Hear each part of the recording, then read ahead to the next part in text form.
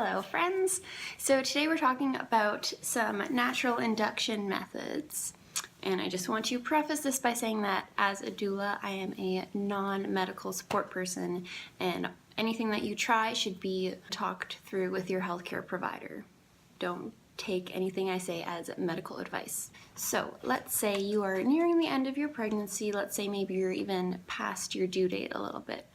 That's okay because your due date is just an estimate. It's not like you have to give birth on that day. It's just a guess. So you're past your due date, you're maybe 41 weeks pregnant, let's say, and you are tired. You are ready to get the baby out of you and you're thinking, what can you do to help speed things along? So there is a good reason why you're still pregnant. It's because your baby has not finished cooking yet. He's not ready to be born, he's still developing, so it's good to wait as long as you can until you do go into labor naturally. But if maybe your doctor is starting to talk about inducing you and you'd want to try your own methods first, we're going to talk about a few different ways to go about that. First, we have red raspberry leaf tea. And it's important that you drink the actual red raspberry leaf tea rather than just raspberry tea.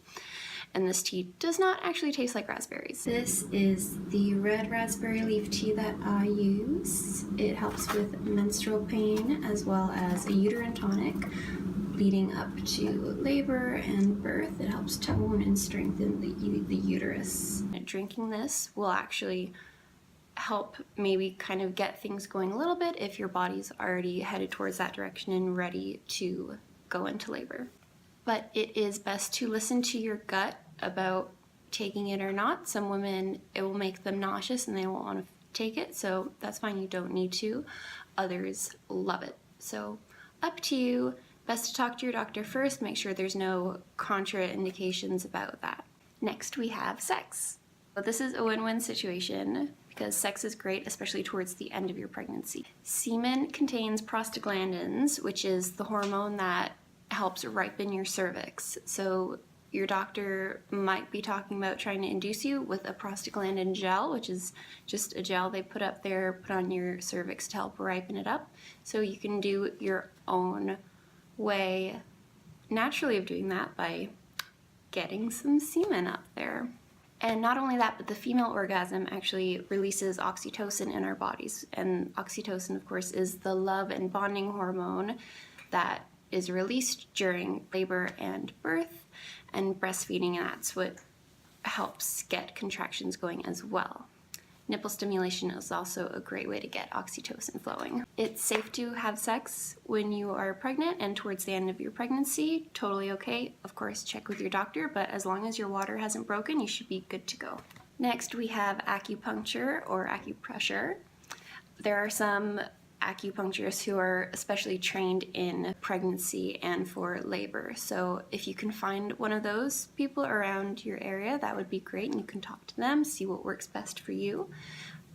Acupuncture is said to have really great benefits for relaxation and also getting contractions started. But it is important that you don't try this unless you are already at your due date or past it, as it actually really does work, and you don't want to do it too early and go into premature labor because that would be a big no-no. Walking. Any form of exercise like squats too especially help guide the baby down into the best position in your pelvis and helps open the pelvis right up, preparing for labor.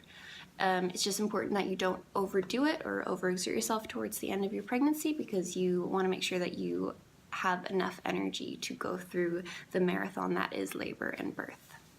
Next, we have pineapple, dates, and spicy food.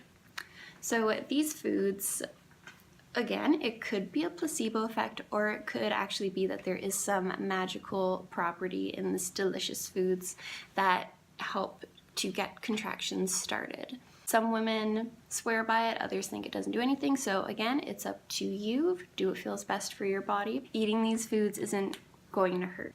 You should not, however, take castor oil. I know if you read a lot of pregnancy forums or different things will say, oh, castor oil is a great way to induce labor. Don't do it. I'm sure your doctor will also tell you not to do it.